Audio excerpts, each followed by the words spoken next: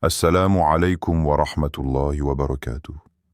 Que la paix, la miséricorde et la bénédiction d'Allah soient sur toi, là où tu es, dans l'état où ton cœur se trouve en cet instant précis. Avant d'aller plus loin, si ton cœur cherche la paix, si ton âme a besoin d'un rappel sincère, abonne-toi maintenant à cette chaîne et écris en commentaire un mot simple mais lourd de sens, Yawm al-Jumu'ah ou Astaghfirullah. Partage aussi ce rappel, car peut-être qu'Allah guidera un cœur à travers ce simple geste. Et surtout, reste jusqu'à la fin, car une surprise spirituelle t'attend, un moment que beaucoup regrettent d'avoir manqué par précipitation. Ce jour n'est pas un jour comme les autres. Il ne ressemble pas aux jours qui l'ont précédé, ni à ceux qui le suivront. Ce n'est pas simplement un vendredi que l'on traverse distraitement entre le travail, les soucis et les habitudes. C'est le maître des jours, le jour qu'Allah a élevé au-dessus de tous les autres. Un jour dont la valeur ne se mesure pas au lever du soleil, mais à ce qu'il éveille dans les cœurs. Le prophète, que la paix et le salut d'Allah soient sur lui, a dit « Le meilleur jour sur lequel le soleil s'est levé est le vendredi. » Muslim. Réfléchis un instant. Le meilleur jour, pas parmi certains, mais le meilleur de tous. Cela signifie que ce jour porte un poids invisible, une noblesse que seuls les cœurs attentifs perçoivent. Le vendredi, les cieux ne sont pas indifférents. La terre n'est pas silencieuse. Les anges sont présents. Ce jour-là, les œuvres sont présentées différemment. Les âmes sont plus réceptives, et les portes de la miséricorde sont grandes ouvertes. Mais le vendredi ne donne rien à celui qui le traite comme un jour ordinaire. Il se donne à celui qui s'arrête, à celui qui ralentit, à celui qui comprend que ce jour n'est pas fait pour courir, mais pour revenir. Revenir à Allah, revenir à soi, revenir à l'essentiel. En ce jour béni, les cœurs s'ouvrent, pas tous, seulement ceux qui acceptent de se laisser toucher. Les invocations montent, pas toutes, seulement celles qui sont portées par l'humilité. Et il existe une heure discrète, une heure cachée, une heure que personne ne peut pointer du doigt avec certitude. Mais une chose est sûre, durant cette heure, Allah ne rejette pas la demande de son serviteur sincère. Pas le serviteur parfait, pas le savant, pas celui qui parle bien.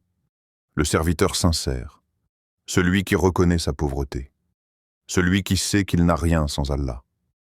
C'est pour cela que le vendredi n'est pas un jour de spectacle, mais un jour de vérité. Aujourd'hui, je ne te demande pas beaucoup. Je ne te demande pas de longues heures. Je ne te demande pas des paroles compliquées. Je te demande seulement quelques minutes vraies. Pose ton téléphone. Pose tes pensées.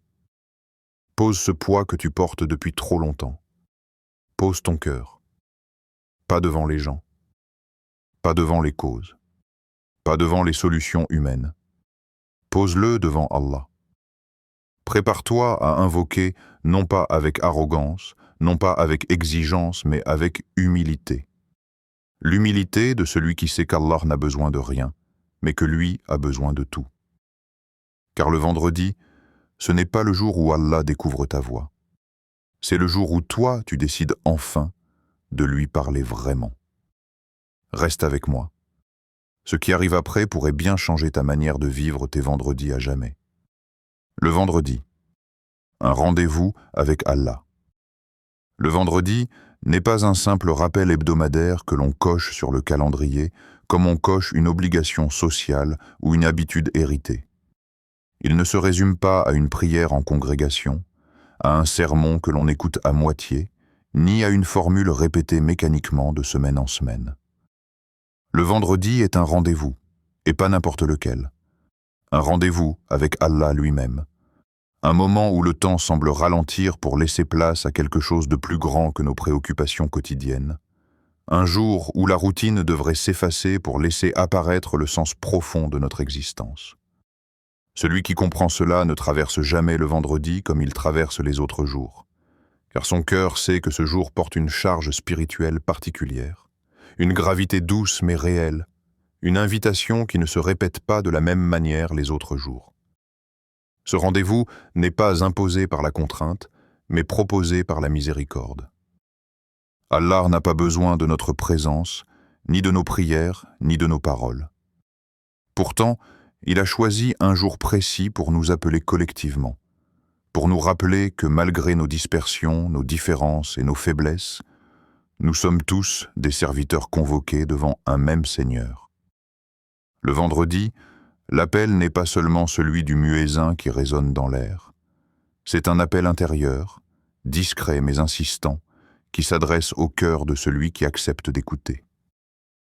Un appel à revenir au tawhid, non pas comme un concept théorique, mais comme une réalité vivante qui doit reprendre sa place centrale dans l'âme.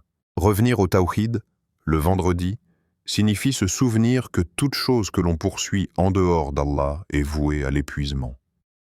Les ambitions, les relations, les projets, les peurs et même les succès perdent leur sens lorsqu'ils ne sont pas reliés à l'unicité d'Allah. Le vendredi agit comme un miroir. Il expose ce que nous avons laissé prendre trop de place dans nos cœurs. Il révèle les attachements excessifs, les dépendances invisibles, les idoles modernes que l'on ne nomme pas mais que l'on sert par nos inquiétudes et nos priorités. Celui qui accueille le vendredi avec conscience comprend qu'il ne s'agit pas seulement de se rendre à la mosquée, mais de laisser Allah reprendre sa place légitime au centre de la vie.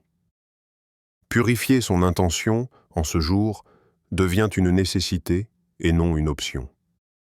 Combien d'actions sont accomplies sans âme? Combien de gestes sont posés pour être vus, reconnus ou simplement par habitude? Le vendredi vient briser cette illusion en rappelant que l'adoration n'a de valeur que par ce qui l'anime intérieurement.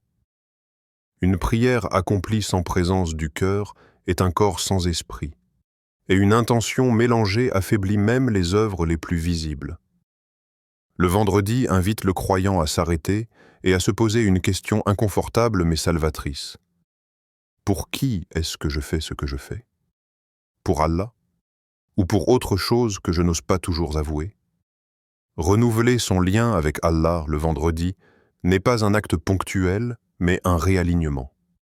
C'est comme si, une fois par semaine, Allah offrait à ses serviteurs la possibilité de se recentrer, de recalibrer leur direction intérieure, de corriger ce qui s'est dévié sans qu'ils s'en rendent compte. La semaine disperse, fatigue, détourne et parfois endurcit le cœur. Le vendredi, lui, rassemble. Il rassemble ce qui était fragmenté, il apaise ce qui était tendu, il rappelle ce qui avait été oublié. Celui qui vit le vendredi comme un rendez-vous ne cherche pas seulement à accomplir une obligation, mais à retrouver une intimité perdue. Il y a une différence profonde entre celui qui fait le vendredi et celui qui vit le vendredi. Le premier s'en acquitte, le second s'y abandonne. Le premier regarde l'heure, le second oublie le temps. Le premier écoute avec les oreilles, le second écoute avec le cœur. Et cette différence ne vient pas du niveau de connaissance, mais de l'état intérieur. Car le vendredi n'honore pas ceux qui savent beaucoup, mais ceux qui se rendent disponibles à Allah, même avec peu. Celui qui comprend la valeur du vendredi ne le traverse jamais distraitement, car son cœur sait que chaque vendredi est peut-être le dernier qui lui sera accordé. Il n'y a aucune garantie que nous verrons le prochain. Cette conscience ne provoque pas l'angoisse, mais la lucidité. Elle transforme le vendredi en opportunité précieuse, en porte qu'il serait insensé de laisser fermer par négligence. Le vendredi rappelle que la vie est courte, mais que la miséricorde d'Allah est immense, et que ce jour est l'un des plus grands cadeaux accordés à la communauté de Muhammad, que la paix et le salut d'Allah soient sur lui. L'invocation, l'arme du croyant. L'invocation n'est pas une formule magique que l'on récite pour forcer le destin ou obtenir immédiatement ce que l'on désire. Elle n'est pas un bouton secret que l'on appuie lorsque tout va mal, ni un rituel vidé de sens que l'on répète par superstition. L'invocation est un acte d'adoration à part entière, l'un des plus nobles, car elle place le serviteur exactement là où il doit être, dans la reconnaissance totale de sa faiblesse face à la puissance absolue d'Allah. Invoquer, c'est admettre que l'on ne contrôle rien, même lorsque l'on prétend maîtriser les causes, même lorsque l'on croit avoir tout prévu. Quand tu invoques Allah, tu proclames sans discours que tu es dépendant. Tu reconnais que ton intelligence a des limites, que tes efforts peuvent échouer, que tes plans peuvent s'effondrer, et que malgré tout cela, il existe un Seigneur qui entend, qui voit et qui répond selon une sagesse parfaite. L'invocation est une humiliation choisie, une soumission volontaire, et c'est précisément pour cela qu'elle élève le croyant.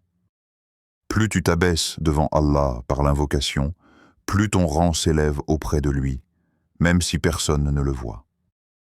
Allah aime entendre la voix de son serviteur qui l'appelle avec sincérité.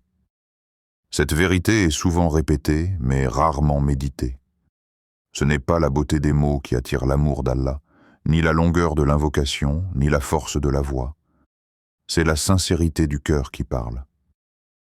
Il y a des invocations courtes qui traversent les cieux, et des invocations longues qui restent suspendues parce que le cœur était absent. Allah n'écoute pas comme les créatures.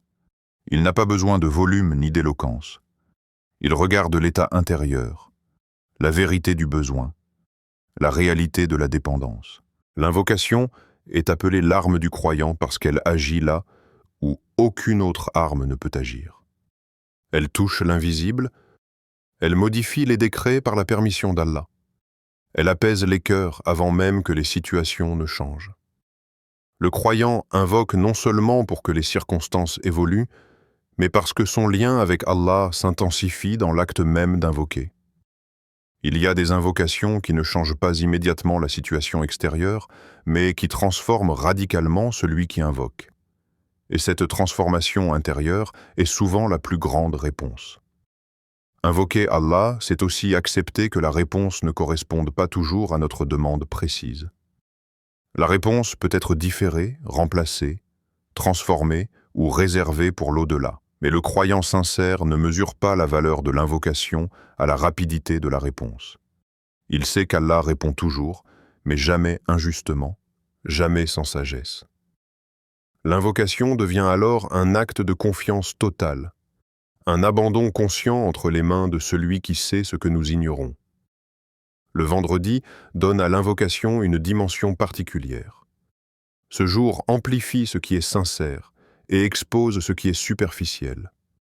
Celui qui invoque le vendredi sans cœur ne reçoit que des mots prononcés dans le vide, mais celui qui invoque avec humilité trouve une porte ouverte, même s'il ne voit pas immédiatement ce qu'il espérait.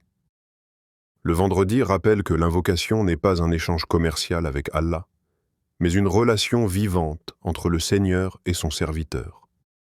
Quand le croyant comprend cela, son invocation change de nature. Elle n'est plus centrée uniquement sur les besoins matériels, mais s'élargit à la réforme du cœur, à la purification de l'intention, à la solidité de la foi. Il commence à demander ce qui rapproche d'Allah avant de demander ce qui embellit la vie.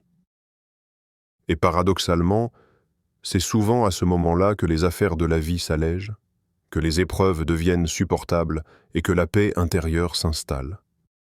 L'invocation est l'arme du croyant parce qu'elle ne s'émousse jamais, qu'elle ne dépend ni de la force physique, ni des moyens matériels, et qu'elle est accessible à tous, à tout moment.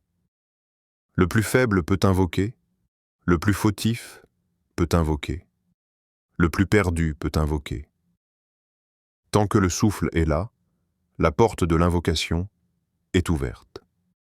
Et tant que cette porte est ouverte, l'espoir ne disparaît jamais. Pourquoi répéter 70 fois? Le nombre n'est pas une obligation, et pourtant, il interroge. Pourquoi répéter? Pourquoi insister? Pourquoi revenir encore et encore aux mêmes mots, alors qu'Allah entend dès la première fois? Cette question traverse l'esprit de beaucoup, et elle est légitime. Mais elles révèlent aussi une incompréhension subtile. La répétition n'est pas destinée à Allah. Elle est destinée au cœur. Allah n'a pas besoin d'entendre 70 fois ce qu'il sait déjà. C'est nous qui avons besoin de répéter pour que le sens descende de la langue vers l'âme, pour que les mots cessent d'être des sons et deviennent une présence intérieure. Le cœur humain est instable. Il se disperse facilement, se fatigue vite, s'éloigne sans prévenir. Une seule invocation, prononcée rapidement, peut être sincère, mais elle est souvent emportée par le flot des pensées, des soucis et des automatismes. La répétition agit comme une ancre. Elle retient le cœur, elle le force doucement à rester là, à ne pas s'échapper. Chaque répétition est une tentative de présence, une lutte contre la distraction, un refus de laisser l'instant s'évaporer. Répéter, ce n'est pas ajouter des mots, c'est retirer les couches de négligence qui empêchent le cœur d'être vraiment là. La répétition éduque le cœur parce qu'elle lui apprend la patience. Dans un monde où tout est immédiat, rapide, consommé puis oublié, répéter 70 fois une même invocation va à contre-courant. Cela demande de ralentir, de s'arrêter, de supporter le silence entre les mots.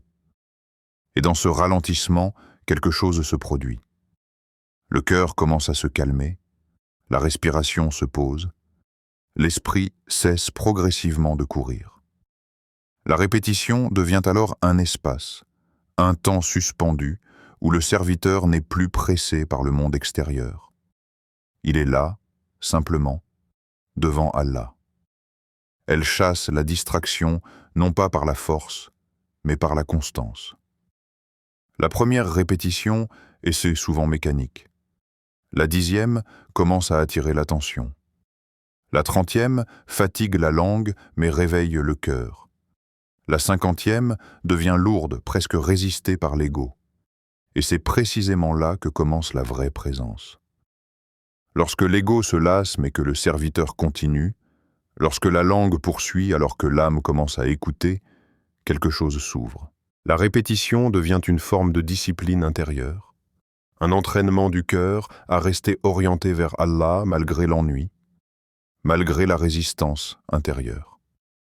Répéter installe la présence parce que la présence ne s'impose pas. Elle se cultive. Elle ne vient pas toujours immédiatement. Elle demande parfois d'insister, de persévérer, de traverser un certain vide avant d'être ressenti. Beaucoup abandonnent trop tôt, pensant que l'invocation n'a rien fait, alors qu'ils se sont arrêtés juste avant que le cœur ne s'ouvre.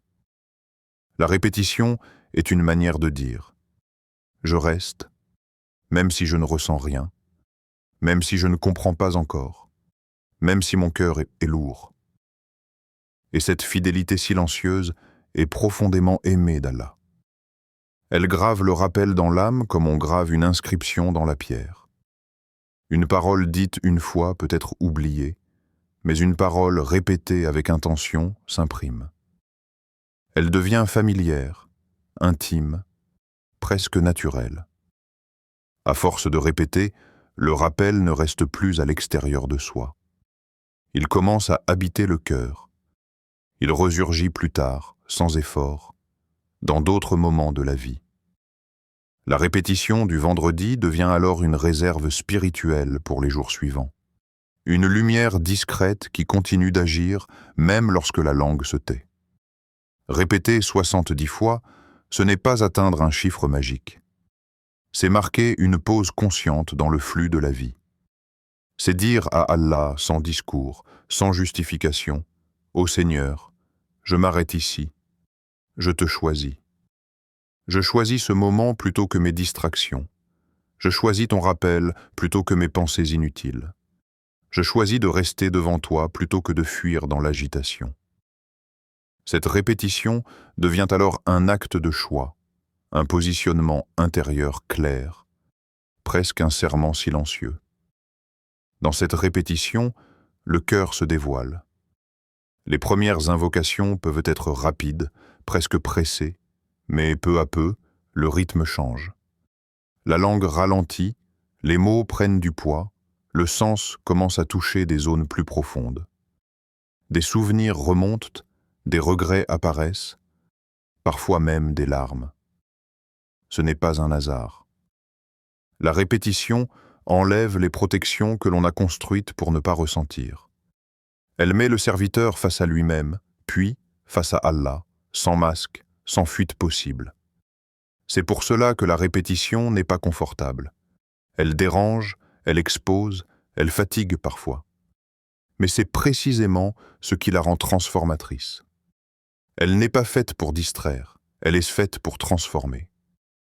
Et celui qui accepte de répéter avec sincérité découvre que petit à petit, ce n'est plus lui qui prononce l'invocation, mais l'invocation qui travaille en lui, qui l'érode, qui l'adoucit, qui le réoriente vers Allah sans bruit. L'invocation à réciter ce vendredi. L'invocation à réciter ce vendredi est simple, mais elle porte un poids immense. Elle ne demande pas d'éloquence, ni de préparation particulière, ni de connaissances avancées. Elle demande seulement un cœur honnête. Astaghfirullah wa atubu ilayh. Peu de mots, mais une signification qui embrasse toute la relation entre le serviteur et son Seigneur. Demander pardon et se repentir, ce n'est pas seulement reconnaître une faute précise, c'est reconnaître un état permanent de besoin, une dépendance constante à la miséricorde d'Allah. Lorsque tu dis « Astaghfirullah », tu reconnais que tu as manqué, d'une manière ou d'une autre. Même si tu ne peux pas nommer toutes tes fautes, même si certaines te semblent insignifiantes, même si d'autres ont été oubliées, cette parole les englobe toutes. Elle reconnaît que le serviteur n'est jamais à la hauteur de ce qu'Allah mérite. Et lorsque tu ajoutes « Wa atubu ilayh », tu affirmes une direction. Tu dis que tu ne te contentes pas de regretter, mais que tu te tournes activement vers Allah, que tu reviens encore et encore, malgré les chutes répétées. Cette invocation ouvre des portes invisibles parce que le pardon est une clé. Beaucoup cherchent des solutions complexes à leurs difficultés, alors que la porte du pardon est là, ouverte, accessible, mais négligée. Le pardon d'Allah ne se limite pas à effacer des péchés inscrits dans un registre invisible. Il libère le cœur de poids qu'il ne savait même pas porter. Il allège l'âme, clarifie la vision, rétablit une circulation spirituelle que les fautes avaient de bloquer. Lorsque le pardon est demandé avec sincérité, quelque chose se débloque, même si l'on ne sait pas immédiatement quoi. Allah lui-même a lié le pardon à des transformations concrètes dans la vie des gens. Il dit, rapportant les paroles de Nuh, alayhi salam, « Et j'ai dit, demandez pardon à votre Seigneur, il est grand pardonneur, il vous enverra du ciel des pluies abondantes. » Ces pluies ne sont pas seulement de l'eau qui tombe du ciel, elles symbolisent la bénédiction, l'abondance, la facilité après la sécheresse. Elles représentent tout ce qui redonne vie à ce qui était desséché, aussi bien dans les terres que dans les cœurs. Le pardon attire la subsistance, non pas parce qu'il s'agit d'un échange mécanique, mais parce que les péchés dressent des barrières invisibles. Ils ferment des portes sans que l'on s'en rende compte. Ils alourdissent l'âme et rendent même les choses simples difficiles. Lorsque le serviteur multiplie « Astaghfirullah wa atubu ilayh », il commence à retirer ces barrières, une à une. La vie ne devient pas soudainement parfaite, mais elle devient plus fluide, plus respirable, plus supportable. Et parfois, des solutions apparaissent là où il n'y en avait aucune. Répéter cette invocation 70 fois avec calme et conscience transforme l'acte en immersion. Ce n'est plus une simple demande de pardon, c'est un bain spirituel. À chaque répétition, une couche tombe. À chaque répétition, une résistance s'affaiblit. À chaque répétition, le cœur s'approche un peu plus de l'humilité réelle. Et l'humilité est le terrain où la miséricorde d'Allah descend avec le plus de force. Cette invocation a aussi un effet silencieux mais profond. Elle brise l'orgueil. Demander pardon sincèrement oblige le serviteur à reconnaître qu'il n'est pas autosuffisant, qu'il se trompe, qu'il chute. Et cette reconnaissance est difficile pour l'ego. Mais c'est précisément cette difficulté qui purifie. Plus le serviteur répète, plus il s'adoucit, plus il devient réceptif au rappel, plus son cœur devient malléable entre les mains d'Allah. Le vendredi, cette invocation prend une dimension particulière. Elle s'inscrit dans un jour où la miséricorde est plus largement accessible, où les invocations sont plus susceptibles d'être exaucées, où les cœurs sont naturellement plus ouverts. Répétez « Astaghfirullah wa atubu ilayh ». Ce jour-là, c'est aligner le cœur avec le temps, l'intention avec l'opportunité, la faiblesse humaine avec la générosité divine. C'est se placer volontairement dans un espace de miséricorde, sans prétention, sans exigence, simplement avec l'espoir humble que le Seigneur accepte. Et plus le serviteur répète, plus il comprend que cette invocation n'est pas seulement pour effacer le passé, mais pour préparer l'avenir. Un cœur qui demande pardon régulièrement devient plus vigilant, plus conscient, plus sensible à ce qui éloigne d'Allah. Le pardon répété ne normalise pas la faute. Il renforce la lucidité. Il rend la désobéissance plus lourde à porter et l'obéissance plus douce à accomplir. Ainsi, l'invocation agit à la fois sur ce qui a été et sur ce qui sera. Le miracle d'Allah. Comment les reconnaître? Lorsque l'on prononce le mot miracle, l'esprit imagine spontanément l'extraordinaire, le spectaculaire, ce qui bouleverse les lois habituelles de la vie. On pense à une situation impossible qui se retourne soudainement, à une guérison fulgurante, à une richesse inattendue, à un danger évité de manière visible et incontestable. Cette vision du miracle est compréhensible, mais elle est incomplète. Elle est souvent nourrie par l'impatience humaine et par une comparaison inconsciente avec ce que l'on voit chez les autres. Pourtant, les miracles d'Allah ne se limitent pas à ce qui impressionne les yeux. Bien souvent, ils opèrent là où peu de gens regardent, dans le cœur, dans la perception, dans la capacité à supporter, à comprendre, à continuer. Un cœur apaisé, par exemple, peut sembler insignifiant aux yeux de celui qui n'a jamais connu l'angoisse persistante.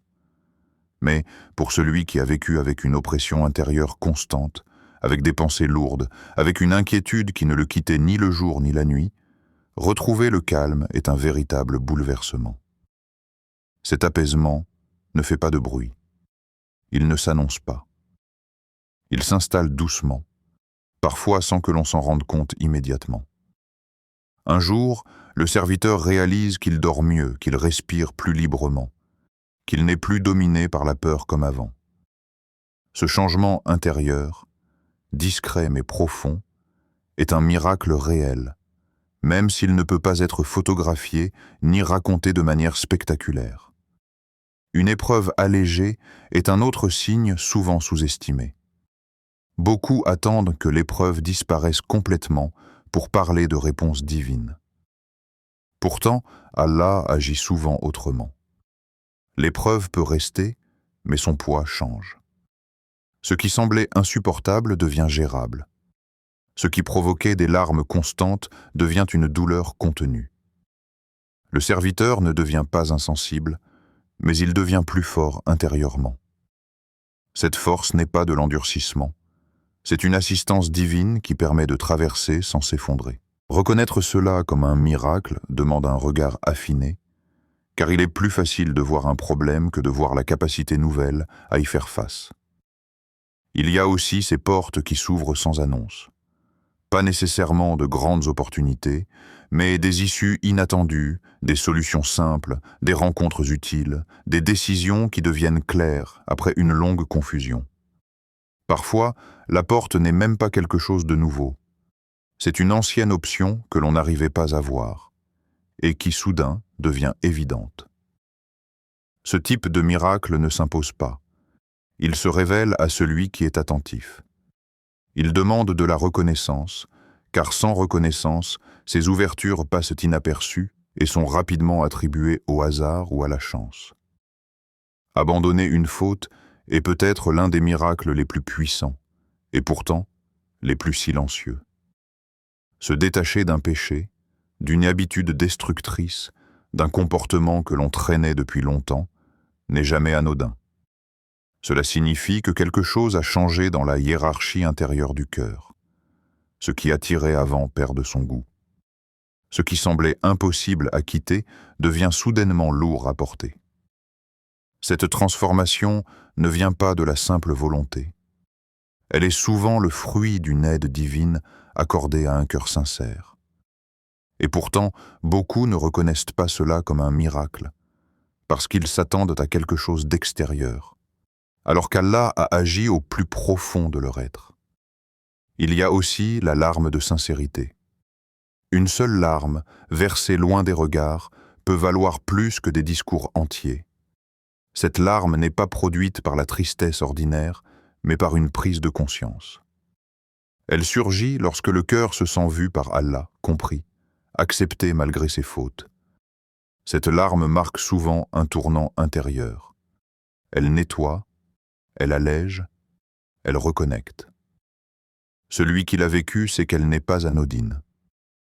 Elle est le signe que le cœur n'est pas mort, qu'il est encore capable de ressentir, de regretter, d'espérer. Les miracles d'Allah demandent donc un regard rééduqué. Tant que le serviteur attend uniquement l'extraordinaire, il risque de passer à côté de l'essentiel. Allah agit avec sagesse, et sa sagesse ne cherche pas à impressionner, mais à guider. Il donne parfois ce que l'on demande, parfois autre chose, parfois mieux, parfois différemment. Reconnaître les miracles, c'est accepter que la réponse divine ne corresponde pas toujours à nos attentes, mais qu'elle correspond toujours à un bien, même si ce bien n'est compris que plus tard. Ce regard nouveau transforme la relation avec Allah. Le serviteur cesse de vivre dans la frustration de ce qu'il n'a pas reçu et commence à vivre dans la gratitude de ce qu'il a déjà reçu sans s'en rendre compte. Il devient attentif aux petits signes, aux changements progressifs, aux améliorations discrètes. Et plus il reconnaît les miracles, plus son cœur s'ouvre, plus il devient réceptif à d'autres bienfaits. Car la reconnaissance attire la continuité, et l'ingratitude ferme des portes invisibles. La condition essentielle, la sincérité. Répéter sans cœur ne suffit pas. Cette vérité dérange, car elle remet en question une pratique confortable, celle de croire que les mots, à eux seuls, produisent des effets. La langue peut être active pendant que le cœur est absent, et cette dissociation est plus fréquente qu'on ne l'admet. Beaucoup invoquent Allah avec des lèvres en mouvement, mais avec un esprit ailleurs, occupé par les soucis, les calculs, les attentes. Cette invocation existe formellement, mais elle est vide de substance. Elle ressemble à une enveloppe sans contenu. Parler sans présence est une perte. Non pas parce qu'Allah rejette systématiquement, mais parce que le serviteur se prive lui-même de l'essence de l'invocation. La présence transforme quelques mots en une rencontre réelle. Sans elle, l'invocation devient un bruit familier, répétitif, qui ne touche ni le cœur ni l'âme. La sincérité, en revanche, donne du poids à chaque syllabe. Elle rend l'invocation vivante, même si elle est courte, même si elle est simple. Dire l'invocation comme si c'était la dernière change tout. Cette perspective brise l'automatisme. Elle oblige le cœur à se réveiller. Si c'était réellement la dernière parole que tu pouvais adresser à Allah, la dirais-tu de la même manière? Probablement pas. La voix tremblerait peut-être, le cœur se contracterait. Les mots seraient choisis avec soin, non pour leur beauté, mais pour leur vérité. Cette intensité intérieure est ce que la sincérité cherche à atteindre, même si l'on ne la ressent pas toujours avec la même force. Dire l'invocation comme un serviteur brisé n'est pas se dévaloriser, mais reconnaître la réalité de sa condition. Le serviteur n'est pas fort par lui-même. Il n'est pas pur par nature. Il n'est pas constant sans aide. Reconnaître cette fragilité n'est pas une faiblesse, c'est une lucidité. Et Allah aime cette lucidité, car elle ouvre la porte de la dépendance sincère. Un cœur brisé est plus proche d'Allah qu'un cœur satisfait de lui-même. Croire qu'Allah t'entend est une condition intérieure essentielle.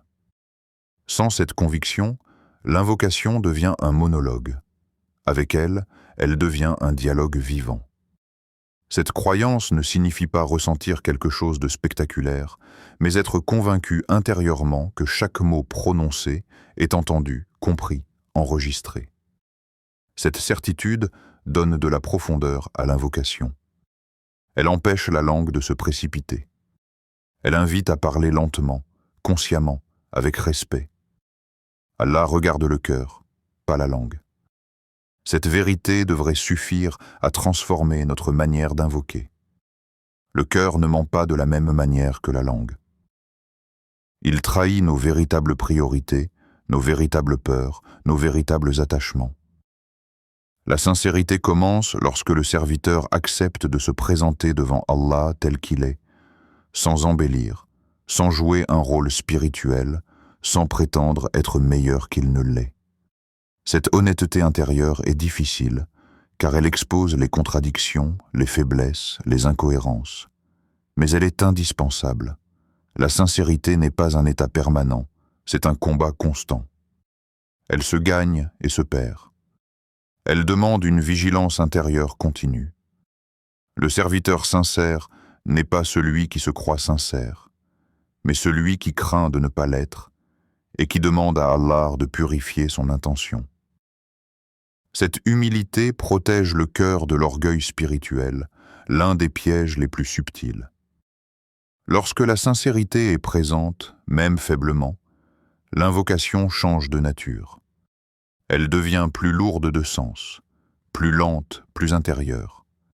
Elle touche des zones que les mots rapides n'atteignent jamais. Elle transforme progressivement la relation avec Allah, non pas en une relation basée sur l'attente de résultats visibles, mais en une relation basée sur la vérité, la dépendance et l'abandon. Et c'est dans cet espace que les invocations les plus puissantes prennent forme, même si leurs effets ne sont pas immédiatement visibles. Un vendredi peut changer une vie. Un vendredi peut changer une vie, non pas parce que le jour possède une magie propre, mais parce qu'Allah a choisi ce jour pour y déposer une miséricorde particulière, une ouverture spéciale, une opportunité que beaucoup traversent sans la voir. Le vendredi n'annonce pas toujours son impact par des signes visibles. Il ne prévient pas. Il ne promet rien à haute voix. Il agit souvent dans le silence, dans l'ombre, dans l'intimité la plus discrète entre le serviteur et son Seigneur. Ne sous-estime jamais une invocation faite un vendredi. Ce qui te semble être une simple parole peut être, dans l'ordre divin, un point de bascule. Une phrase prononcée avec sincérité peut devenir la cause d'un changement que tu attendais depuis des années sans le savoir. Les grandes transformations ne commencent pas toujours par de grands événements. Elles commencent souvent par un moment intérieur, presque invisible, où le cœur s'incline enfin sans résistance. Ne méprise jamais un moment sincère avec Allah, même s'il est court, même s'il est imparfait, même s'il est mêlé de distractions. Ce qui compte n'est pas la durée, mais la vérité de l'instant. Un cœur présent pendant quelques secondes peut valoir plus qu'un corps présent pendant des heures. Allah ne mesure pas comme les hommes. Il ne regarde pas les apparences, les statistiques ou les efforts visibles. Il regarde ce que personne d'autre ne voit, l'état réel du cœur. Combien de destins ont changé dans une prosternation silencieuse? Pas une prosternation longue, pas une prosternation parfaite, mais une prosternation vraie. Une prosternation où le serviteur a cessé de prétendre, cessé de résister, cessé de négocier. Une prosternation où il a simplement posé son front au sol et reconnu sans détour qu'il avait besoin d'Allah plus que de toute autre chose. Dans ces moments-là, des décisions invisibles sont prises. Des chemins sont redirigés. Des portes sont ouvertes ou fermées, parfois sans que le serviteur ne s'en rende compte immédiatement. Combien de cœurs ont été guéris par un simple istighfar? Un istighfar prononcé non pas comme une habitude, mais comme un aveu. Un istighfar chargé de regrets, d'espoir et de fatigue intérieure. Beaucoup imaginent que la guérison du cœur doit passer par des discours complexes, des connaissances approfondies ou des changements spectaculaires. Pourtant, Allah a placé la guérison dans des choses simples, accessibles à tous, mais exigeantes sur le plan intérieur. Demander pardon sincèrement fait tomber des barrières invisibles. Cela nettoie ce qui empêchait la lumière d'entrer. Un vendredi peut changer une vie parce qu'il arrive parfois au moment exact où le cœur est prêt. Prêt à entendre, prêt à lâcher, prêt à revenir. Il ne s'agit pas d'un hasard, mais d'une sagesse divine. Allah sait quand son serviteur est capable de recevoir. Il sait quand l'âme est suffisamment fatiguée de ses propres chemins pour accepter une autre direction. Et ce jour-là, le vendredi devient un tournant, non pas par sa date, mais par ce qu'il déclenche à l'intérieur. Il y a des gens qui se souviennent précisément du vendredi où quelque chose a changé, même s'ils ne peuvent pas expliquer comment. Ils se rappellent d'un rappel entendu, d'une invocation faite, d'une larme versée, d'une décision intérieure prise sans témoin.